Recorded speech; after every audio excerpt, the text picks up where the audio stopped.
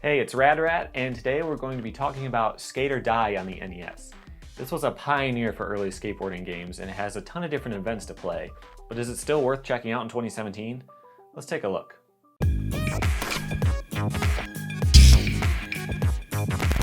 Skate or Die was released in 1988 for a bunch of different personal computers, MS-DOS, and the NES. Now, I was born in '88, so obviously I didn't play it when it was new. My family was a little behind the times though, so I did actually grow up with an NES until about 1996. And I wonder what would have happened if I played this game back in the day. We had an old '80s skateboard that I would jump around on sometimes, but I didn't really get serious about learning tricks until about 2001. So I'm coming into this game pretty fresh, having just played it the first time for this review. Let's take a look and see what it has to offer.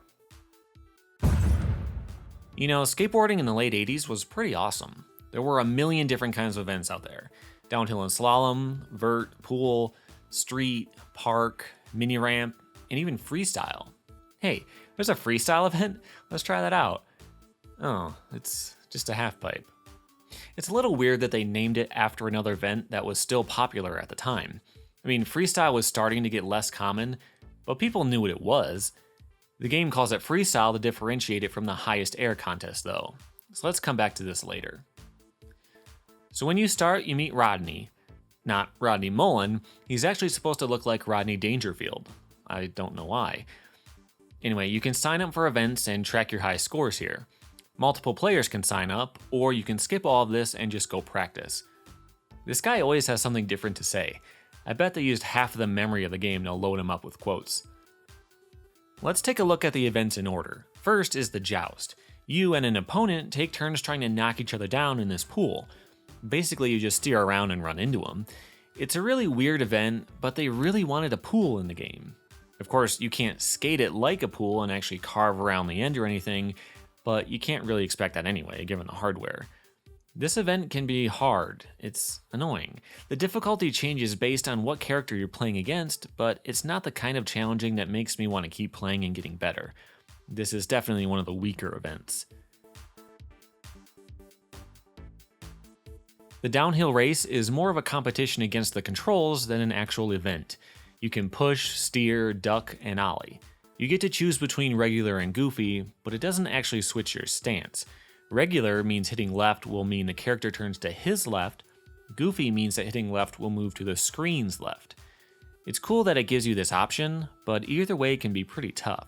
It's not responsive at all, so you can hit left or right a couple of times and he just won't turn for a while, or you can hold A to turn faster, but there are only a few sprites, so the direction you're moving isn't always the angle your character is facing.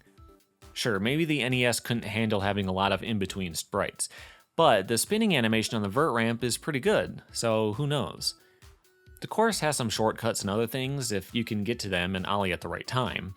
This event is really awkward and difficult, and all you get at the end is a score anyway. So I didn't really find myself pushing for the best possible time. Nothing really happens. Even when you check the scores at the end, you'll be in first, no matter how bad you did. Next is the downhill jam. No, not that one. This is another competitive event that you play against a computer-controlled player. This is also a downhill race, but the controls are different from the other one. Your goal is to get to the bottom of the screen before the other player, and you get extra points for running over cans. In this event, you can actually attack the other guy and knock him over, which makes it pretty easy.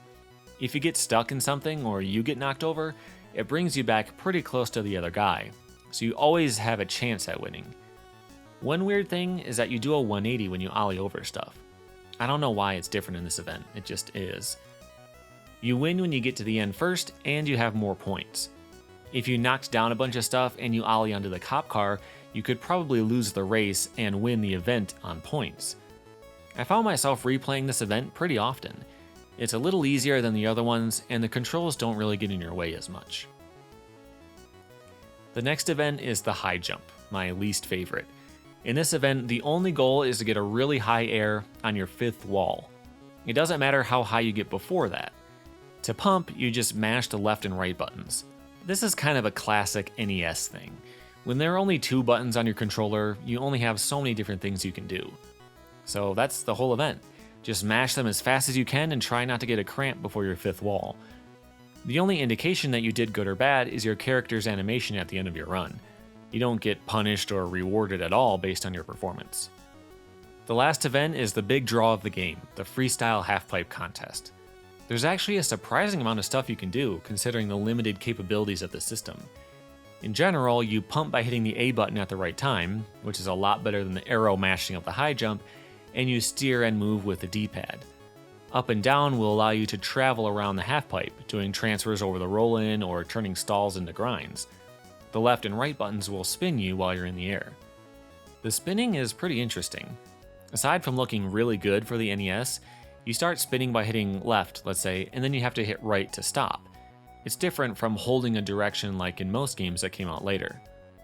It takes some getting used to, but I like it. It feels more natural to start your rotation and then just let it go. There's no ollie button, the height that you get is just based solely on your speed. You can do spins all the way up to 720 if you pump right. Doing back-to-back 720s isn't going to get you a great score though. You have to mix it up and slow down so you can do inverts and tail slides and hold them longer for more points. There's a bonus for the roll-in transfer. You can tweak out your airs if you have enough time. There's a surprising amount of depth and strategy to this. There's no way you'll get anywhere just button mashing. After 10 walls, your run is over. When you finish all of the events, you can go back to the skate shop and check the high scores. You'll be at first for everything, regardless of how well you did. I would think there would be some built-in CPU scores that you have to beat, but I think the game is really designed to play with multiple people passing the controller around. But the game is so difficult to learn that you probably won't find anyone willing to sit through a whole playthrough.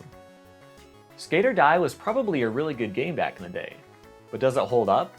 Well, obviously it's been outdone by future games. Even the Street Skater games on PlayStation are better in every way. But if you're an NES fan and you like the aesthetic and the feel of games from this time, it could be worth a look. I think it's cool to just have it and put it on a shelf as a piece of skateboard history. You know, interestingly, there was supposed to be a reboot of this series in 2002 by Criterion Games. It was going to be an open world game more focused on exploration instead of tricks. They worked on it for a year, but it got cancelled, and Criterion later made the Burnout series instead. Who knows if it would have been any good or not. I really wish I could have given it a try. So what do you think about Skate or Die? How does it compare to other games of the era, like 720? Is there any reason to play it today? Let me know in the comments. If you liked the video, hit the like button and subscribe for more stuff like this every single Tuesday. And sometimes bonus stuff throughout the week. Here are some more videos that you might like in the meantime. Thanks for watching.